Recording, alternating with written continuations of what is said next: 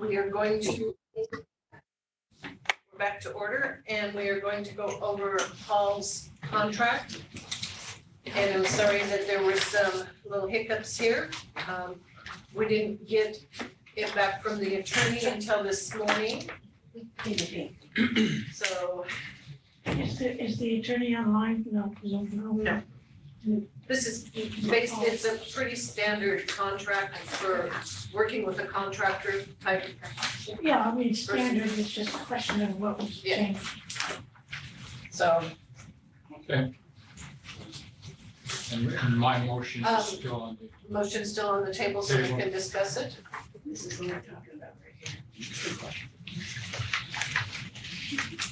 Well, the only discussion I had, We'll start with Charles. Put your little name tag. I'm a holdover sign, sorry. Go ahead, Charles. That was a retarded holdover sign. Oh, okay. Okay, then Pamela started to put hers up before you, so we'll go with Pamela. this is probably not doable, but, so to approve it, any changes, that are substantial, that we don't know about, I'm approving the first one, except for the 15 days. So if there's any substantial changes in this copy draft of the agreement, I certainly want full, but I also don't want to see that we're getting $1 million somewhere. No, we didn't give him No, I'll that take much money. What I'm saying is, if there are any substantial changes, can we come back if it really changes the essence of it? No, okay, forget it. And this is good until June 30th. From May 5th, it is backdated because that's when he did begin. And it's good till May 30th, and we can extend it upon mutual agreement. Question. Yes, let's do Deanna first, I'm sorry.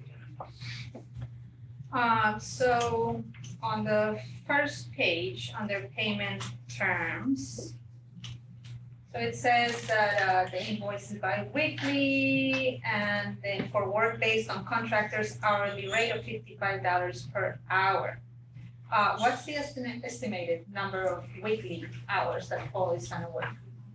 Well, Paul and I have agreed that he can leave early on Fridays unless there's something going on, but otherwise, I'm thinking. 35 About 35? or less. And then on item 6, since he's an independent contractor and our agreement is until June 30th. So is there a possibility that Paul would become like a full-time employee, or would we do another agreement like this and he would continue being hourly? We would extend this. Extended with the clauses that are in here? Yeah. Okay. If that was what the board wished. On page 2, so item 7, indemnification, can you explain what that means?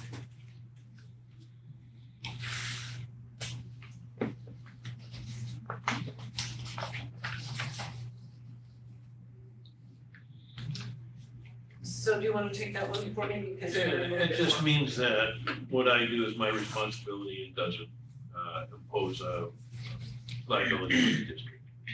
If I do something wrong, it's on me. So you would cover like the attorney fees and stuff?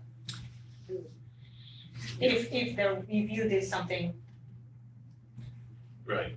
And 8 kind of, and you've done that, don't you? Yes. So, and then 8 talks about insurance, and he has purchased contractors' professional liability insurance. all right? It seems a little legalese here in terms of, excuse me a moment, in terms of contractors shall save harmless. I don't know where they got the definition of save, but it really means hold, if I understand Oh, See what I'm saying? So, got it. that's so you need a lawyer to interpret safe. Thank you, that does help.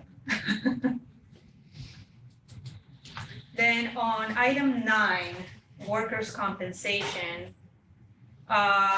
So it says that, second line, if contractor hires employees, he or she shall provide district with certification of workers' compensation insurance.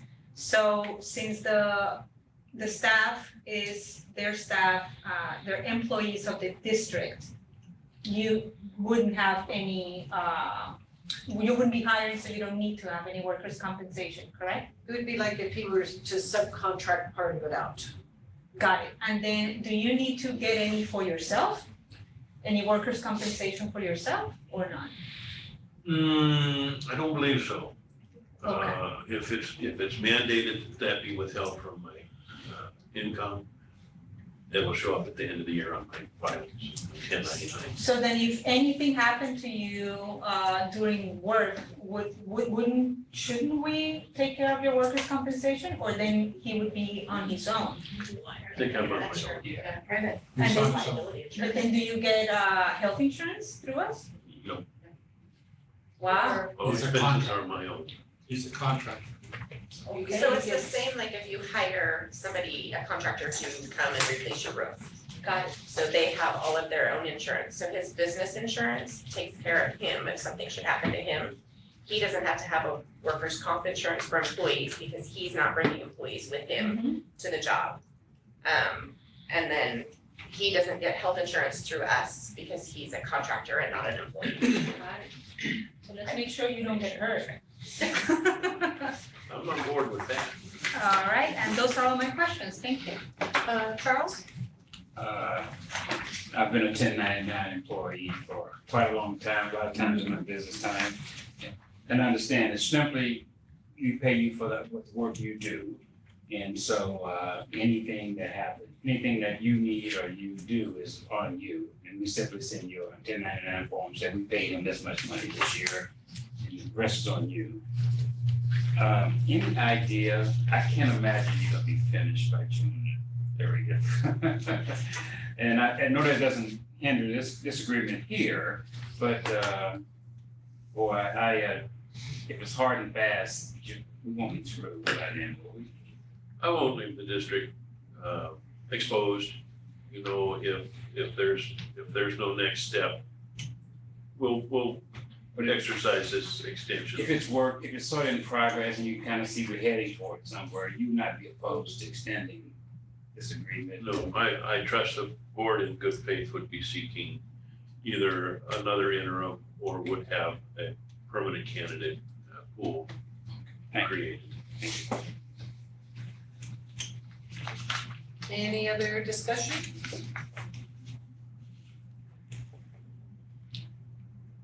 So the motion on the table, if I remember right, is to accept the contract. And Yeah. then we will need another motion or an amended motion for the board chair to sign.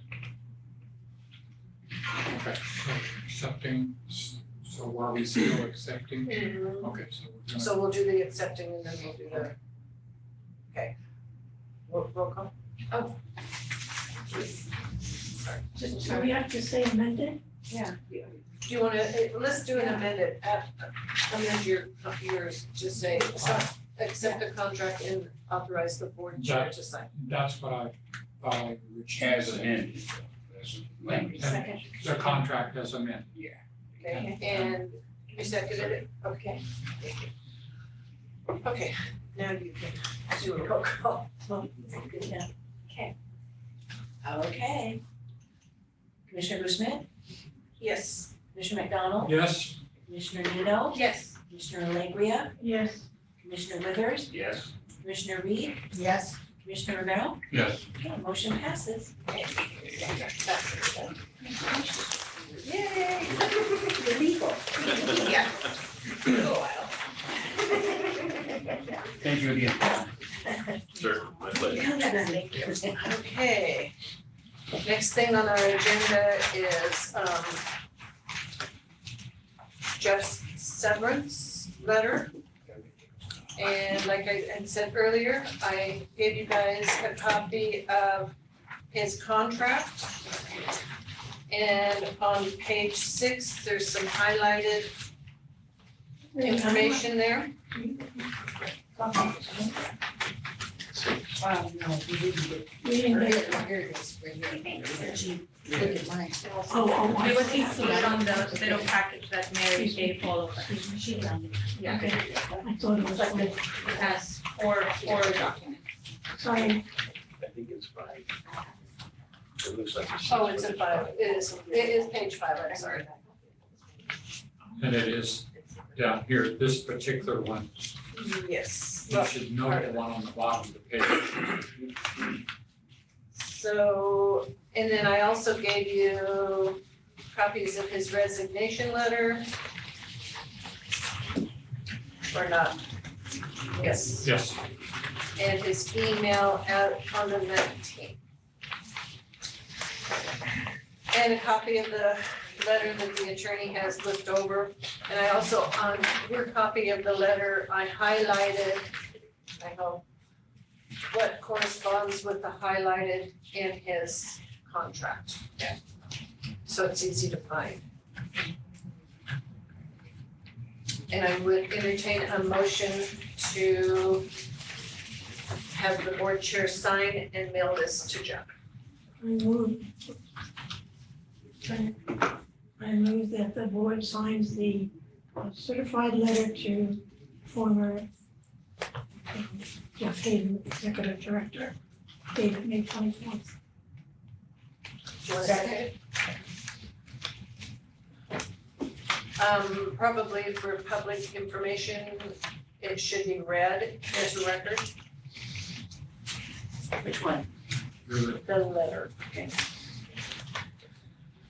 Okay, dear Jeff, on behalf of the Board of Directors, I am responding to your request for a severance package. In short, there will be no severance. You are not entitled to a severance under the terms of your contract with the district. And we'll attach a copy of his contract. And the financial restrictions we are now operating under do not allow us to provide you with discretionary severance. First, there simply is no provisions for a severance for a voluntary resignation such as yours. See Article V11.D. Second, had you not resigned, the board would have terminated your employment for your financial malfeasance that resulted in the district's current financial situation. That malfeasance, whatever it is, was a material breach of your obligation to administer the district's finances in accordance with general accepted practices and thus would justify a termination without severance. See Article V11IC.2. Finally, we are now operating under strict guidelines imposed by the Oregon Department of Transportation requiring that all of our expenditures be limited to those necessary to allow the district to operate and provide services to the community. A severance payment to you does not fit within those limitations, and thus we are not in any position to offer you a discretionary severance.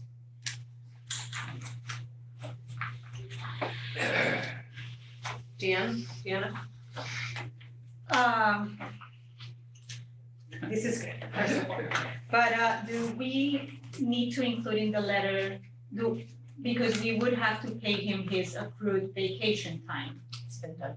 That's been done, so that doesn't have to be included in here. No, we only had so many days to get that to him, and so he's already received that. All right. How much was that? I don't remember for sure.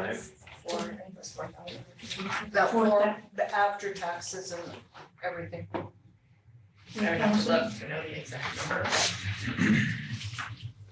And that's approximately what, 2 weeks vacation? More than Yeah, that. He wasn't over his limit, Oh, because he could only accrue so much and he wasn't over that. Is there any other oh, Deanna? If we go back to Hazen's employment agreement.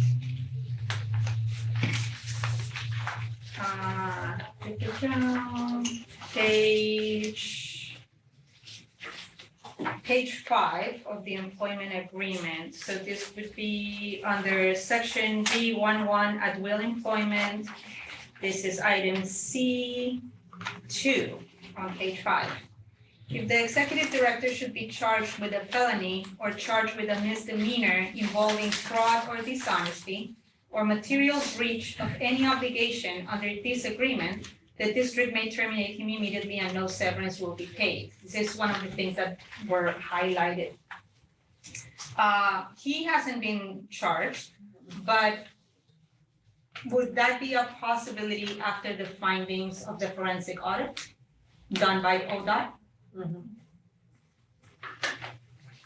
And so just because of what you said on the letter, just because of the financial malfeasance, we can void that. We don't have to wait until he's charged. It's according to our attorney. Awesome, thank you. Any other discussion? Mary?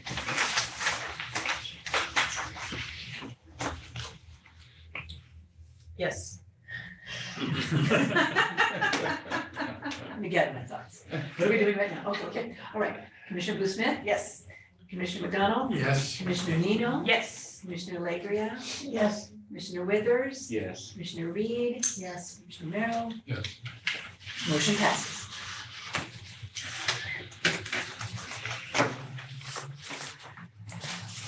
Okay, Question. yes.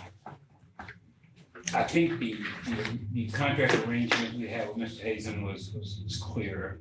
Moving forward with next executive director, would we keep this one or some alterations I'd like to make to the new agreement? Yeah, we can make any kind of an agreement, Okay, so this isn't the standalone issue out to all EOs. and George will help us. Okay. Yeah, that was what George from SDAO said, that they would help us like draft a new. So there's some things we gotta Yeah. have here. And I just wanted to remind us all of what the earlier conversations that we had that Commissioner Reed spoke of. There is some valuable things since I previously worked on the committee for evaluation. That came out then and it came out in there, so let's keep that in mind. Okay, so that takes care of our continued business, onto new business. And we have already done the executive director recruitment. Looks like Paul, you're up. Okay, well, find my notes here. Do you want mine? I have different notes than you have. Thank you. I'm gonna pass around the updated notes. No, I'm not. No, please, There's no more room on the. We're out of paper. That's a draft. There's no paper. Updated notes and updates. Yes. Second updates. All right. As you all know, we started up the Route 101 on the 15th and Pacific Route on the 20th. And I can report that since their startup and up through, I believe it's the 22nd,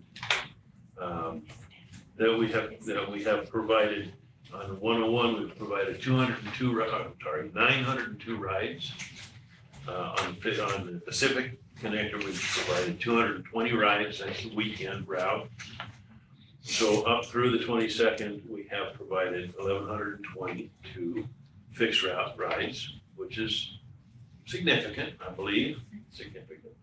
A paratransit started on the 8th, so up through the 22nd, with 2 drivers and 2 buses on the road, we provided 197 rides, which is quite a bit, quite a bit. I know that, and Jason, you can correct me, but on some days they were doing as many as 12 or more rides per driver.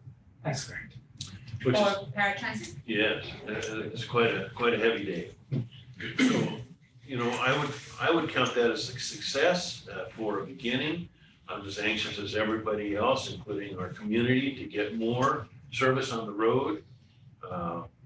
Much of what was talked about in the budget committee meeting yesterday was encouraging, that might happen sooner than previously we had expected. So that's kind of how we're moving forward, and that's how the budget is being modified for next year at this point, the proposed budget. I might point out at this point that ODOT is encouraging us to restart the Portland run, the Lower Columbia Connector. And so we will be looking at how we can do that. There is a grant, I believe it's been recommended for approval, if not approved.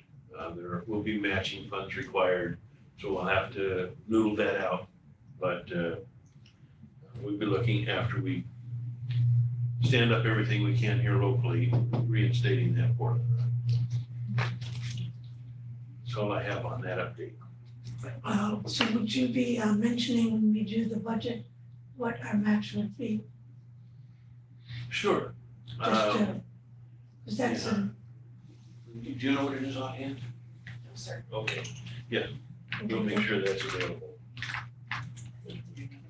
And Tracy? just a comment, as a former paratransit driver, anything beyond 6 is a monumental day, anything beyond 6. So it's well accomplished.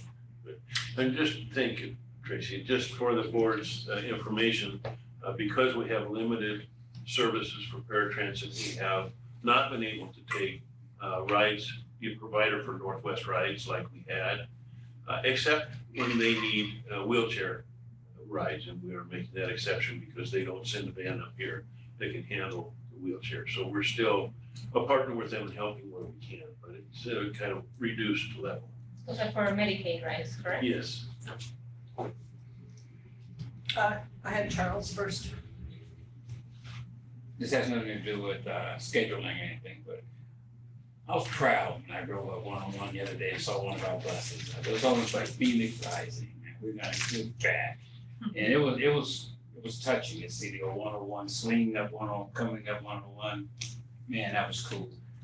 I will say this, I'll put a plug in for middle of the day, Cannon Beach bus, but that's just me. Hopefully I'll get here soon, but it was like Phoenix Rising to see us coming up 101 the other day. I appreciate it. Thank you for that. Deanna? So then we have the Route 101 is weekdays, Monday through Friday, and then the Pacific Connector on the weekends. Why is there a difference in service to Cannon Beach? On the weekdays, it's only 2 runs, one in the morning, one in the afternoon. And then, but then on the weekend, we have more of a loop to Cannon Beach. Why did we decide that? The weekday service is a modified Route 101. 101 used to leave from the transit center, go down to the cinema, and then turn around down and Avenue U and come back. Because that's the only weekday route we have running, we extended the beginning of the route to go out to Emerald Heights and then back here before it goes south. And when it goes south, we extended that all the way to Cannon Beach. And that makes it a 3-hour loop. So we didn't go 4 times during the day because what we were aiming for was to make sure that the people that lived at one end of the county and worked at the other end of the county would have transportation to work and transportation back home. I did receive a call that had been made by a rider in Cannon Beach to the state offices, and it was referred to me, and I talked to him this morning, and he had that very concern. There's just not enough service in Cannon Beach. And I spoke to him, I explained what was going on. He still had questions about why we provide service a certain way. And I've given that to Jason, and the gentleman's expecting a call from Jason because Jason is our mobility manager and he trains people on riding. And I think this particular rider just needs some of the details filled in perhaps from a different perspective. So the riders in Cannon Beach wish there was more service as we all do. And hopefully we'll get there sooner than we had originally thought. Yeah, because that was the 20, the Seaside 20 route, and we don't have that, so it's the extended 101. All right. And the weekend Pacific route is a continuation of the Tillamook route, right? We sort of tied with them from Tillamook, right? Yeah, it's a section of the connector, as is the Lower Columbia connector. It is, okay. So do we still have the intergovernmental agreement with Cannon Beach to provide service to Cannon Beach? Is that still in effect? The agreement is still in effect, but we have not provided that service for a long time. What do you mean a long time? Months, weeks? When did we shut down those routes originally? That route never came back. Oh. Yeah, it's been a year, hasn't It's been it? a year. That was the around Cannon Beach Right. route, right? The shuttle. It's the loop Ah, route. that's only for the The shuttle. loop shuttle. That was a It's shuttle. not for the service between Seaside and Cannon Beach. Oh, that's a That's different- under us. Ah, That's okay. correct, okay, Great, thank you. sorry. Rebecca? Okay, maybe this is a good time to, refresh our, I need a refresher on this, is, when, and I'll give you a scenario, so we can just kind of use it as an example. My husband does the veterans, drives, and he's been working with Jason and I chat about it, sometimes. But he has a vet that, is probably no longer able to manage his truck and because he's in a wheelchair. And so what is our procedures for us as a board when we have some information, maybe somebody has asked us for information, how does this work? Should we the chain of command to refer people so that they get the right help? I know that Nicole Searles handles the paratransit. I don't have a super good working knowledge of paratransit, and no foul for Jason, you've been trying to give me information on this, but should we have, how do we go about this? Should we have the person that needs rides contact the Nicole directly? Would that be the proper procedure for that? Or, and what if it's me, should I call Nicole directly and say, here's somebody that needs information? Should my husband call Nicole and say, I have a rider that is probably no longer able, I can no longer help this person with rides? So what is the procedure for that? I'm gonna ask Jason to stop me if I'm wrong here, unless you'd like to answer the question, Jason. Yeah, let me go ahead and try one. Okay, so basically right now, really the apparatus needs to be with anybody out there who is an older adult or a person with disabilities that want to ride the bus or can't ride the bus for whatever reason. Maybe they're too far away from the route to walk, which a lot of people have fallen into that category. That's where paratransit can be a catch for those people. So if it's okay with leadership, yes, a direct call should go to paratransit for an individual that fits that criteria. Anything more complicated than that, then that's outside of any services we currently have, short of calling me, and I could make an individual one-on-one visit with them to maybe point them in other directions. But as far as just pure transportation, paratransit would be the way to go. Now, that is an application process, and it's a good piece of information to tell people up front. But that could help to start. So would you be the clearinghouse just to kind of determine whether it was something that is within your purview or Nicole's? I don't know if I would use me as the clearinghouse right now. I think that would go through Nicole, and if Nicole felt, like I say, in the rare instance where it couldn't be a paratransit help, then she would call me. Because I feel like I'd be given a larger percentage back. It would go through me and I'd have to make another call or some sort of other contact. We want it to be straight to paratransit, so if that's. And there would be a distinction between whether it was an ADA ride or a Medicaid ride.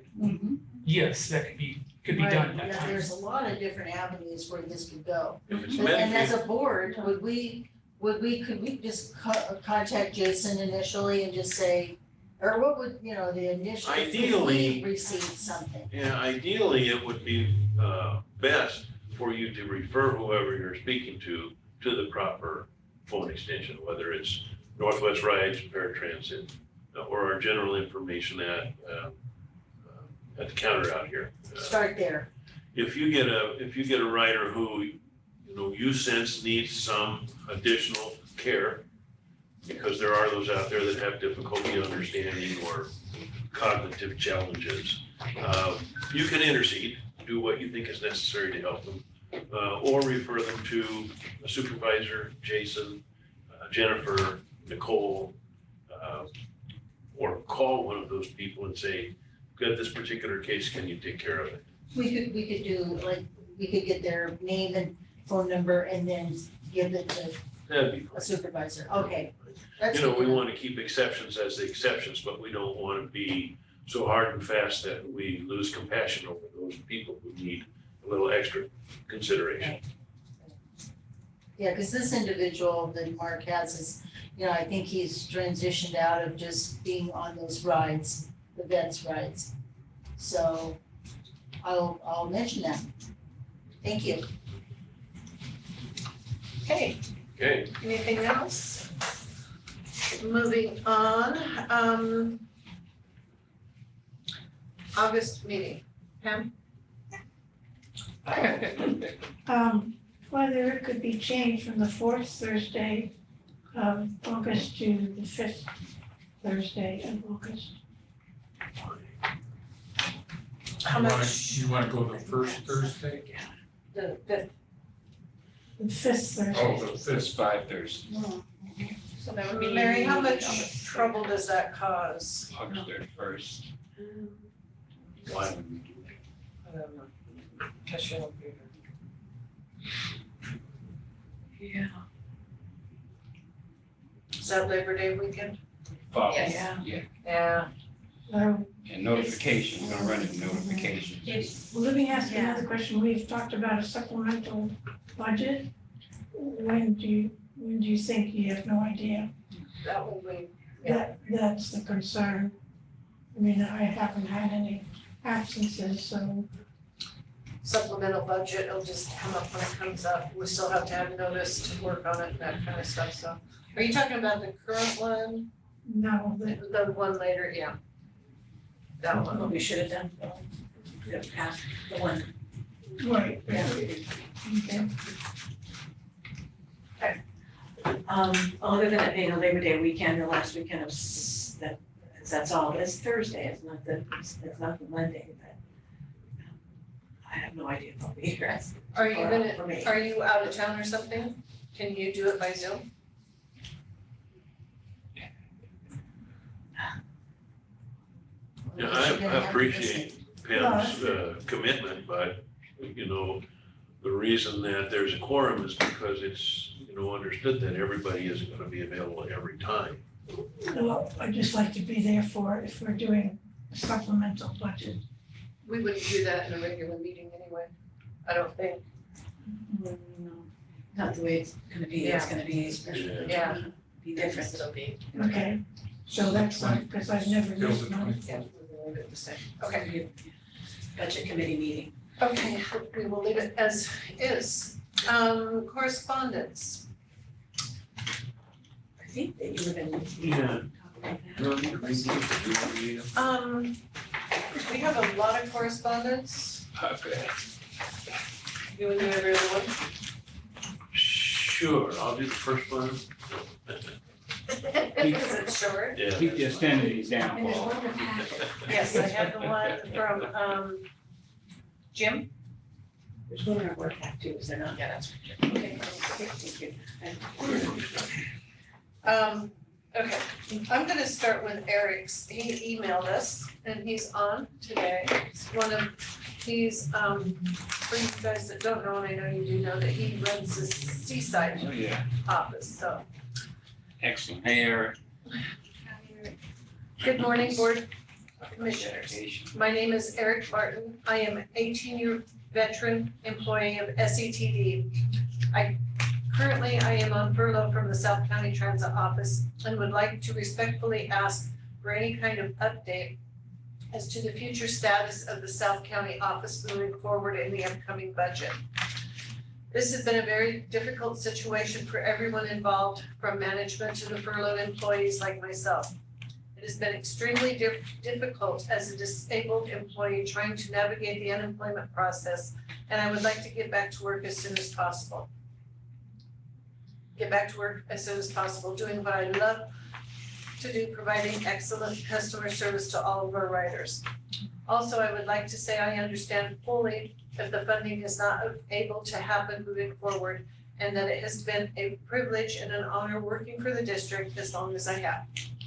Thank you very much for the opportunity to make this statement today. Eric. And I don't know if we have answers for that. No, at this time we don't have it. Thank you, Eric. All right. Dear Board, I am the transition assistant at Warrenton High School. Previous to this, I have been special education teacher for the past 9 years. I am extremely concerned about the prospect of losing our bus system. I have students and graduates who rely on the Sunset Empire Transportation District to get to work, to the doctor, and to social opportunities. I sincerely implore you to find a way to continue to provide transportation for my students and graduates. That's from Kathleen. And I have one from Jim Senti. Is that his last name? Gentleman. Back in the late 1990s and early 2000s, I was chair of the Sunset Empire Transportation District before the main office was opened in Astoria. We had board meetings throughout the county, basically hot desking from location to location. Here's what happened at one meeting. At the opening of each board meeting, the public was invited to speak and express their concerns and comments. 2 gentlemen stood up and wished to be recognized. As they went on with their presentation, here's the essence of their concern. They did not know of anyone who rode the bus, and it seemed to them the bus was always empty, and why should their property taxes go for paying the bus service that no one they knew rode? But they were sincere and only took a few minutes to hear them out. In the process, I learned a lot Clatsop County culture in the process. After the meeting, I asked several people about these gentlemen. It seemed they lived in a gated community, were retired and not currently working, belonged to an exclusive private club. Their homes were very expensive, and when all was said and done, I can reasonably state they knew no one in their inner circle who had rode the bus. There is an outside chance maybe the dishwasher at one of their private clubs rode the bus, or even the guy cutting lawn rode the bus sometime during the week. Even today, in many communities, if one is asked, do you know anyone who rides the bus? Most likely the answer is no. In numerous areas of the United States, public transportation is for those who can't drive for medical reasons, too poor to drive, or even jurisdictionally restricted from driving. Too many times, public transportation is for those people and not me. What the reader needs to understand is the rest of the world, public transit is one of the most important services local government can provide and is the centerpiece of business and economic development. The Port of Astoria and the city docks could one of the most successful cruise ship and riverboat ports in the United States if we had far more robust regional system and a wider outlook on possibilities. Shortly, I have a vacation planned entirely around public transportation. I had a similar experience last year. Great time, no worries about car rentals, parking charges, tolls, congested charges, or buying fuel. Sincerely, Jim.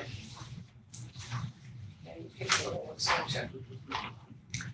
To whom it may concern, I recently rode the city bus with my class and learned how to navigate.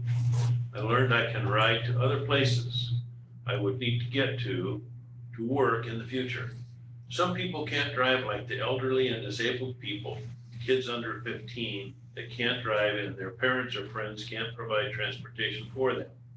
We will need this because this program is amazing. Please do all you can to keep from closing down bus service. It is unsigned. To whom it may concern, I don't want the city bus to be suspended because we need to go to work if it's a long way away and I don't have a car. And going to the store will be hard if I live far away from a student at Warrenton High School. This is addressed to dear whomever. Please don't suspend the Warrenton buses.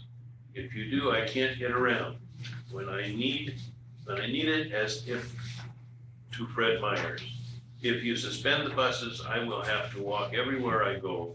I need public transportation to get all over Warrenton. You can't suspend these buses, they're so important to me. So please keep them running from Warrenton High School student. Dear whomever it may concern, please don't suspend the Warrenton bus. If you do, I can't get around and I need it as to get to Fred Meyer. If you suspend the bus, I will have to walk everywhere I go. I need public transportation to get all over Warrenton. You can't suspend these buses, important to me, so please keep them running. Warrenton High School.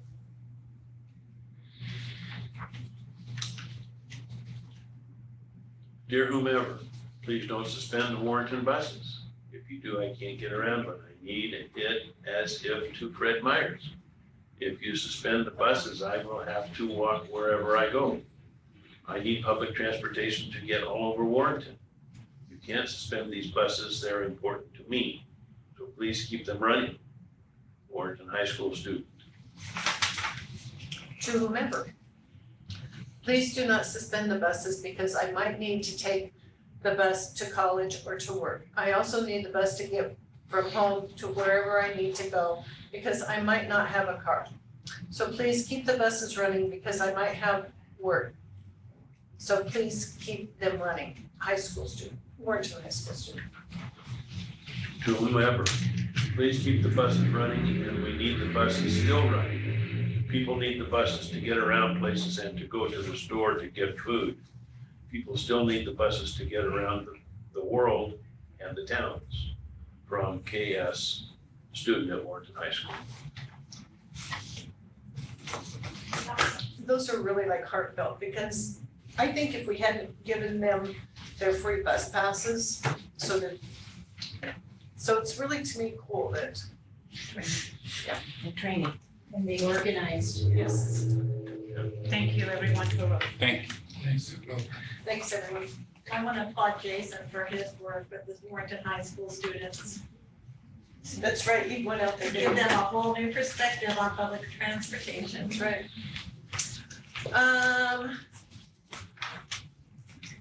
Executive Director, Can I say yes, something about Jim Santee? yes. So he used to be on the board here a long time ago, 20 years ago probably. But he's always commented, always kept communication open with me anyway, to the, kind of his friend. I worked with his wife at the hospital, she's an RN there. And, but he's always been so interested and always been a cheerleader for the bus. And I just think he's quite an elderly gentleman and he's still, he's still there, so it's wonderful. To the Executive Director report. He is put one in our packet. I haven't had an opportunity to write weekly status reports, as you may have become accustomed. So I might be a little brief this month, but if there's any questions on that, I'd be glad to answer them. And I just, the physical building structure of the shelters, The first one being the one that we have the most control over. And how would the grant that we are involved in for the shelter on Ensign Way, is that gonna be affected? How is that gonna change? It's my understanding there have been some changes on that project. That was something that ODOT Highway Division was involved in. There were grants awarded, costs far exceeded expectations. The grant and available funding for the partners was insufficient. I can't tell you definitively, but I believe that our shelter was removed from the first phase of that project. And at this point, it's not included in next year's budget. No, it's not been checked, included. Okay, and the structure at Sunset, The structure at Sunset, the Tongue Point people were planning. Oh, yeah. at Sunset Beach? Oh, I'm sorry, yes. That was about to be installed, but because of the financial situation, I think it came down to we couldn't afford to have the slab poured. We have the shelter. I think we have 5 shelters that we paid for a year or two ago. They're out of Warrenton. We had made arrangements with Tongue Point to do the labor, but we couldn't afford to pour the slab, so it's temporarily on hold. If you were able to accept donations for that. Never considered that. I don't even know what that would look like, but Okay. What's the estimate on pouring the slab? did we get a bid, do you know? I haven't seen anything. Jennifer's That's in in charge. charge of that. Jennifer's. Jennifer, who's out of town this week, unavoidably would have those numbers. And if you'd like a report back, I can make sure that you get one. There is a bench out there now. Oh, good. Somebody, Better than what we have. somebody donated a bench, I noticed the other day when I went by. Oh, really? Well, that's nice. It's just there. On this side of the road?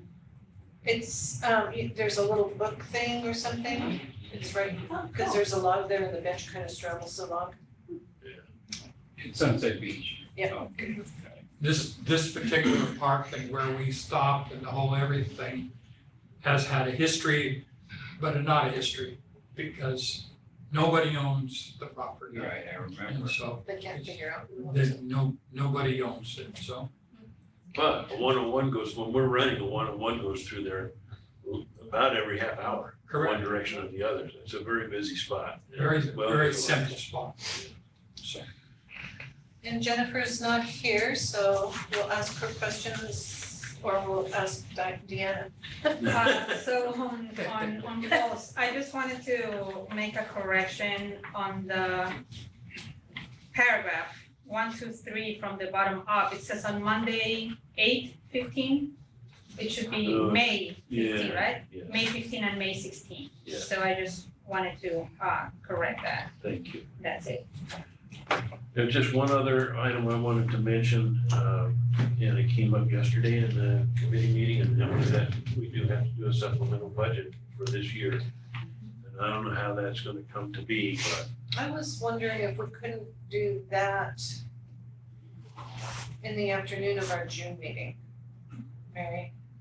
I'm smiling, I don't know. The supplemental budget? You probably For could. the $500,000 we received, even though it's, so we normally don't have to do a supplemental unless it's 10% or more. The 500,000 is really less than 10% of what our budget was supposed to be this year. But I think it was the consensus of the committee that we do they would like to see a supplemental well, budget done. I think that the law would prevail, but if we get the second loan, it will be more than 10%. Ah, But I don't know that it has to be anything other than just increasing the resources. I don't think we have to do a whole line item adjustment. I believe when we do a supplemental budget, we have to show what our income income coming in, and then that's gonna change what our expense going out. So essentially, we'll have to redo, We have 2 budgets. it's gonna be fun. So All maybe, right. so maybe at the next month's meeting, we could have like our financial, like the way you present the financials, but also have like one that is specific to the loan, like this is what we received, this is how it's being used, or would it all be just included in the regular financials? I was thinking we would have to do like our normal meeting in the morning and then we could do a budget meeting, because I don't think we can. Can we do a supplemental in the regular general meeting? And so, Doesn't, As my understanding that the budget committee wanted to be present at the supplemental budget. that's For the the next FY year. For the 24. next year. Oh. That was, I understood it that they just wanted the board to do a supplemental budget for the 500,000 that we've currently received. That's exactly. And if we receive anything additional before the end of the fiscal year. The board was to do that, and then going forward, we had said that we were gonna have to do a supplemental budget for FY 24, and they wanted to be part of that supplemental budget, was how I understood it. That's what I understood as well. So how lengthy would this supplemental budget take for us to do, and when, so the question is, when would we fit that in? Yeah, I think it would be a fairly speedy process. We'd show the changes for the income, the changes for the expense. And, I mean, there wouldn't be a lot of discussion that I could see. So would we do that after the budget, I mean, the budget committee would be able to leave, We and would- then we have a separate, We wouldn't need the whole committee, it would just be the Right. board. but So we do would- that as a add-on to the end of that. Or do it during, June do it during. I think it could just be an agenda item. we have to vote on it. Okay, yeah, Right. yeah. Does the budget committee want that done prior to working on the budget and finishing up our budget? They didn't, No, they just the one wanted us we to just do got it. tonight. Yeah, okay. They just wanted us. Tino just reminded us of Okay. point of law, I think. Yeah. So we should be able to do it during the meeting. And that should be the June meeting. We could, yeah, we Okay, could do it agenda meeting. so we'll have it. Because that's finishing out this fiscal year 2023. Right. What we're working on with the board is fiscal year 2024. So what is the difference then, that the board did approve the $505,000?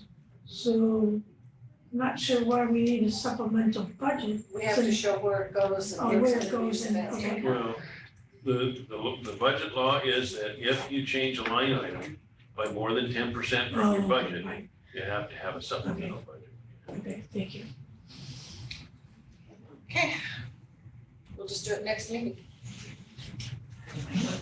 Sue Farmer. Yes. Your report's next on my, Huh? I don't know what, yeah, you're page 44, so you're next. Yes, okay, all right. So are there any questions regarding my report?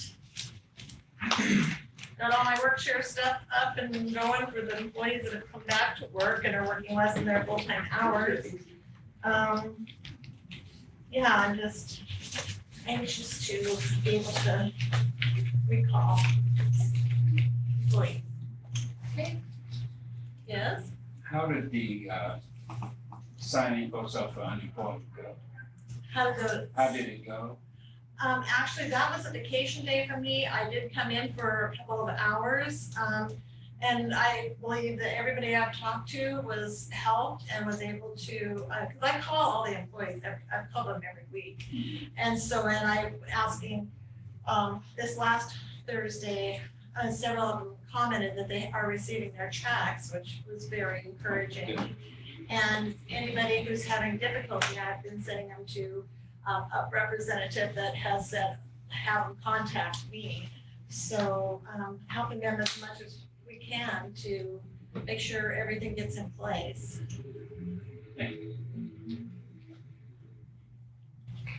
All right, we'll move on to Nicole. Any questions for her? She's still here. Nicole, are you there? Hello, Nicole, She could be on the phone, Yeah, or on the radio. on the radio. on the radio.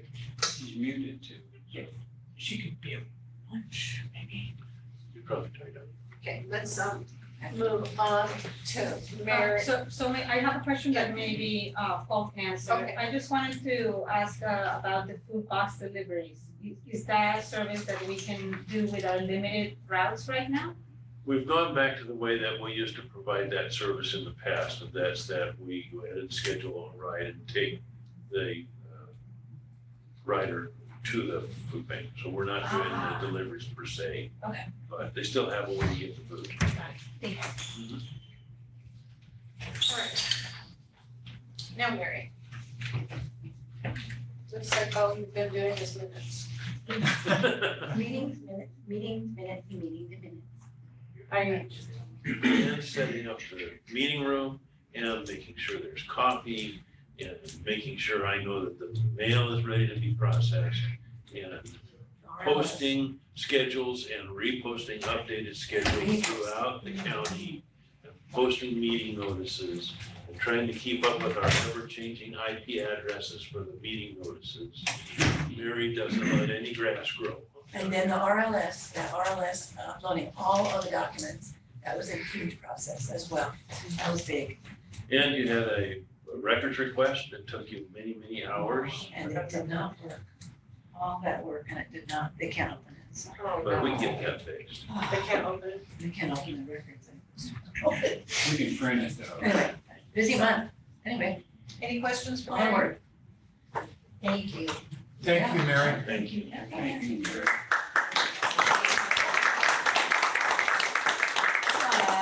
Well deserved. All right, and Jason, I'd like to focus on those letters from the Warrenton High School kids.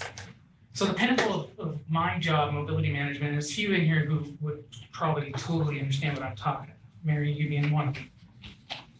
The pinnacle is to teach as many people, both adults and seniors with disabilities, but the teens too, how to ride the bus, because we want them to ride the bus, number one, but number two, we want them to come back one day perhaps as transit employees, because to be honest, it's kind of a tough niche to really get into nowadays. And so on the Tuesday and Friday of the week prior to furlough, which I didn't know was happening, I got to hang out with 27 of those individuals, those students. And we did a simulated 101 of all things. And from Seaside with that group of people, and then with Warrenton. And I got a call while I was home on furlough from the teacher, the special education teacher at that moment, and she was dumbfounded. And it was a very emotional phone call. Her FaceTime chat with me was, we didn't say anything for the first 3 minutes, except for the very first, hey, how you doing? Furloughed. But she wanted to say that the biggest people who are going to be hurt, now she wasn't talking about everybody, she was talking about her students. She says they were on the bus, they had gone out and started doing things and stuff, and then this happened. And I got calls from some of those students. She must have given them my number, I guess, to call. So it was really heartbreaking because some of those letters were conversations that I may have had with them, you know, and I'd never heard teens actually kind of feel very upset about not riding the bus. Normally they're like, I don't want to ride the bus, I want my mom and dad to take me somewhere. But they were genuinely upset, and I'm incredibly proud of them, if anybody's listening, for them writing in. Because that doesn't happen very often, even if their teacher helped them do it, doesn't matter. So thank you, Warrenton High School, Seaside High School, and thank you to all those who made that a pinnacle of my travel training career. Appreciate it. With that, if there's any questions. Keep doing it. I'll try to keep that just before we go, you know, some of us have places to be, like I'm supposed to be at work here. But I do want to thank all the staff for all your hard work. And being here when we need you.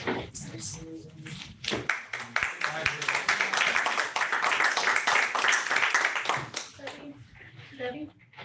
I have a request, since we had so many documents that were amended or corrected or added can we include them, like, I want the public to have access to all of the documents because they are public record.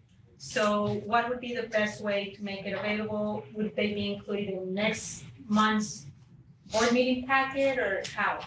So I will go on to our website and update this month's packet and include all the things that were added on the website. And I'll put an announcement there that it's been updated.